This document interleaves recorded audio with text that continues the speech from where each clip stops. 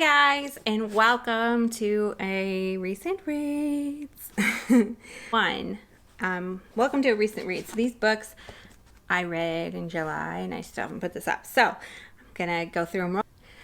Please give this a thumbs up if you like to listen to like little book reviews, and don't forget to subscribe down below. And let's get started.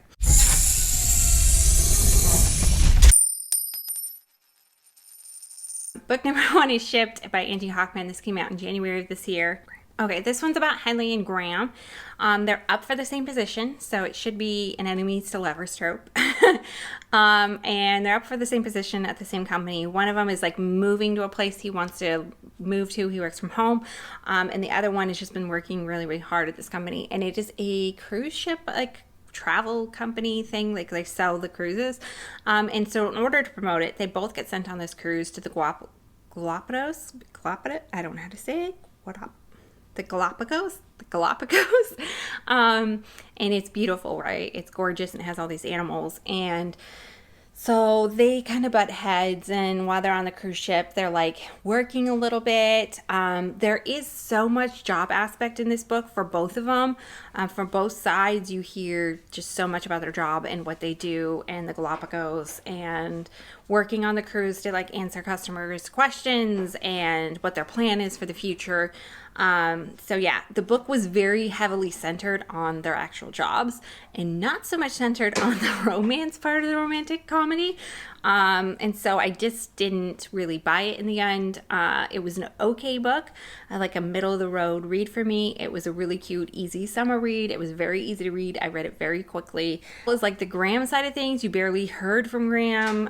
It really believable for Graham, for me. And I didn't really buy the whole romance in the end because it was so heavily focused on their jobs, but it was a fun, cute, easy read, good summer read. Next book was Life's Too Short by Jimenez. This is book number 3, and it came out April of this year. I have not read the other one, so I kind of want to go back and read them. This book stole my heart a little bit. It was so cute. It was about Vanessa and Adrian. This book kind of reminded me of a more dreamy romance. This was in a situation in life where your life all of a sudden is on pause, even though you think you're going in one direction. Vanessa is trying to live out what she thinks is a very short life, because she lost her mom, she lost her sister to this disease, and she can tell it's coming on for her. And so she just thinks her life is going to be cut short. So she's become famous being a travel vlogger.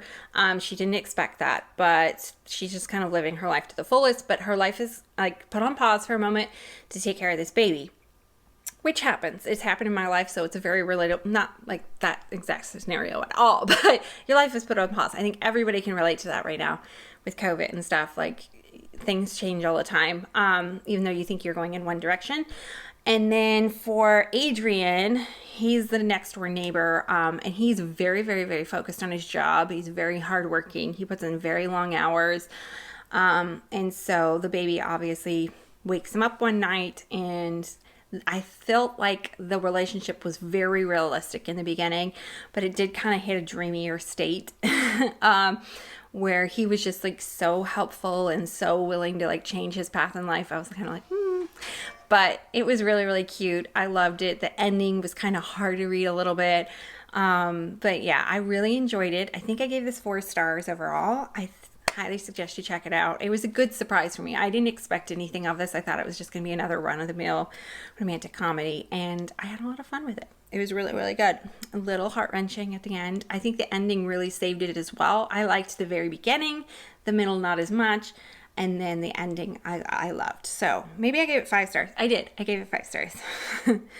Book number 3 was To Sir With Love. I read this one over vacation by Lauren Layne. It came out at the end of June, I believe. Yeah, June 29th. So I read it a couple days after it came out. It's a little waterlogged, but I loved it. It was such a good read for on vacation. It was easy to get in and get out of. It was such a good read to read laying on the beach. Love Lauren Layne, love her stuff. This is a more clean romance read for her. She does write a lot of steamy romances, but lately she's been writing more clean ones. so they don't get that steamy. That's what I'm trying to say, basically. So this is about Gracie Cooper. She writes to this guy, to Sir with Love online. And it's like, I think it's like a website where you talk to each other before you see your faces kind of profile, like a dating website. And she runs a champagne shop, which is so cute. But it's not her lifelong dream. It was her parents. And her siblings are kind of reluctant to give it up. She's 100%, she's the one that took it over, reluctant to give it up. It was her parents' dream in New York City. It's such a cute little story. It's an enemies to lovers trope. This guy comes in and is like, hey, I need your building, basically. And she's like really anti it, obviously. But I think it's like a new beginnings book, first impressions aren't always right kind of book. The book just put me in a good mood while I was reading it. There was nothing hard to read in the book, so I gave it 4 stars. The next one, it was To Have and Hold by Lauren Layne. I thought I'd just jump into more Lauren Layne because it's so easy to read while I was on vacation. And it is Wedding Bells #1. This is an older read for her, so it is a steamier read. And this is about girls who run a wedding company or event planning company in New York City. So this one girl is like jetpacking it. She set up her own company. Everything went haywire because she is a girl who loves to be in love. So I think that's why I connected with her. And she wanted to get married, and her fiance was just a complete plop, and like she shouldn't have been marrying him and didn't see everything coming that hit the fan right before her wedding. So her wedding business goes under. She runs New York City. These girls hire her. And it's a very prestigious, hard demanding job. And the first client she gets, her older brother is really anti the marriage, but he's the one paying for the marriage. And so it's a bit of enemies to lovers here. She's very anti getting married at the point, but she's still that girl at heart who loves to be in love. And yeah, it's a fun little story about this angry older brother and her. I gave this one 3 stars. It was kind of right down the middle of the road for me. I think as Lauren Layne has gone on, she writes better and better. Hence, like the last one, I get 4 stars.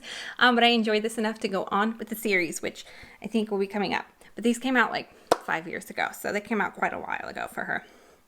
Next one was When He Was Wicked, another Bridgertons, by Julia Quinn, about Michael and Francesca. Francesca is the Bridgerton in this storyline, and she's the one I kind of liked a lot more. Michael is this kind of swoon-worthy character who's like always been in love with her, but Francesca is deeply in love with his best friend, marries his best friend dies. That's the whole beginning plot of the story. And I did really enjoy Francesca, but the main guy was a little bit boring once again. The story just wasn't overall that intriguing in the end. And so this was right in the middle of the road with all the other Bridgertons. I didn't love it, didn't hate it. I'm excited for the show to come back on TV. Francesca too, because she was so animated and relatable, and she kind of jumped off the page a lot more. And hers was like relatable, like her feelings. Like I really believed her feelings changing from her husband had been dead for 4 years, changing from that into a new love. Like her feelings were written really well, so I did enjoy that part of the book a lot. But let's move on to book number 6, For Better or For Worse, The Wedding Bells #2. So I told you I went on with the series by Lauren Layne later in the month. So this is about Heather and Josh. Heather is working at the Wedding Bells. She's so excited to become a wedding planner one day. She's an assistant, and she finally gets her chance. And then Josh is this guy she meets, but he keeps something back from her. He doesn't want a serious relationship. I just didn't get the secret in the story. I knew what the secret is for a large portion of the story, and it's just like, I don't get why he kept the secret. It wasn't believable in the end. That it was cute, it was romantic, it was a little steamy, but it was okay. It was the middle of the road again for me. Book number 7 was The Road Trip by Beth O'Leary. Whew, Beth O'Leary writes such vivid stories. This is one story I did not have to go and refresh on or anything, or refresh who the characters were or what they were about. I just remembered it. And I absolutely adored the flat share. I think it was like my #1 read a couple years ago, a romantic read. And I liked the next story. It was a quieter romance story that she wrote, The Switch. I think The Switch was it.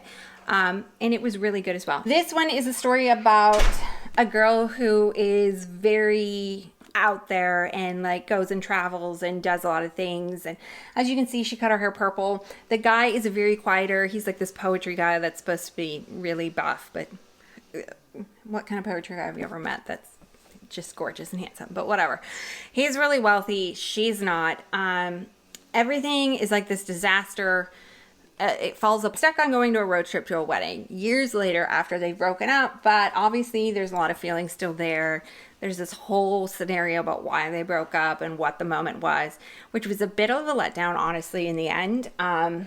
It just like, for that to be the big trigger and everything, it was just kind of like, in the end. This one was not one of my favorites. I don't think I'll be holding on to this book. I did enjoy it. I do remember the characters very well. It's a very vivid story still, which is incredible for a writer to do that, especially if it's a middle of the road book. I would probably have forgotten about it by now, a couple months later, but I did enjoy it. I'm glad I read it. But it was kind of just middle of the road. So yeah, The Road Trip by Beth O'Leary. The next one was It Happened One Summer by Tessa Bailey. I love Tessa Bailey. I read her Hot and Hammered series. Such a cute romantic comedy series. I collected like 3 out of 4 of them. Adorable. This one I thought I wouldn't like, but I ended up really enjoying it. It was about this girl who's like, I think she's an Instagrammer or like a influencer of some sort.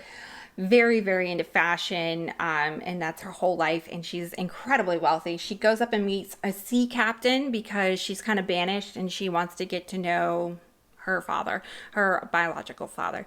And her sister comes along to help her, but she's kind of banished because she makes too many follies right at home. So her father used to own this bar. He used to be a sea captain, and he died out at sea. So she meets this lobster guy. And he's really, really handy. He's like kind of anti her as well because she's just too posh society person. But, you know, she surprises him. And he surprises her, obviously. But I ended up really enjoying it. I like the story. I thought I wouldn't like the girl character, especially in the beginning when I was reading it. But I actually ended up really enjoying it and liking it. I collected the book. I actually didn't. I read it from the library and then went ahead and collected it. So, yeah. Such a cute summer read. Highly recommend. The only thing is usually I love the side characters in Tessa Bailey and want to read more, but I don't know if I really fell for any of the side characters in this book. But we'll see. We'll see. I'm guessing there's going to be one about her sister, but maybe I'll absolutely adore and love her sister. The last book I was so excited for was book number 9. It was Incense and Sensibility. The Raj is number 3 by Sonali. I adored the first 2 in this series. Like, hands down, one of my favorite retellings ever of Pride and Prejudice, and one of my favorite retellings ever of Persuasion. Yes. Okay.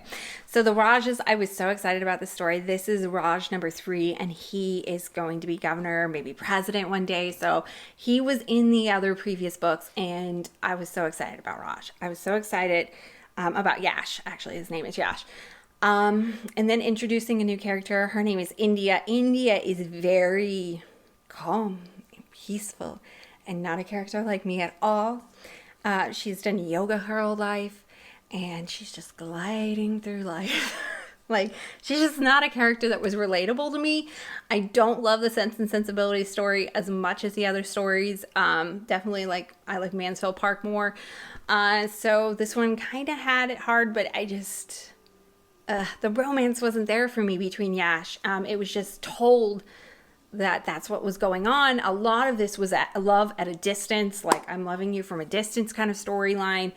And I just didn't love it in the end. It is not something I'm going to collect. Even though I loved the first 2 retellings. Absolutely adored them. Highly recommend them. If you love Sense and Sensibility, I would still say check Incense and Sensibility out because she's a phenomenal writer at getting kind of Jane Austen's voice. But I really liked it. I enjoyed it. But it just was not one of my favorites at all. I didn't believe the romance in the end. And it was just too kind of long of a story for me. Okay, that is all for my book wrap up here. I hope you enjoyed it. Great summer reads. And I will see you guys in the next one. See you guys next time. Bye.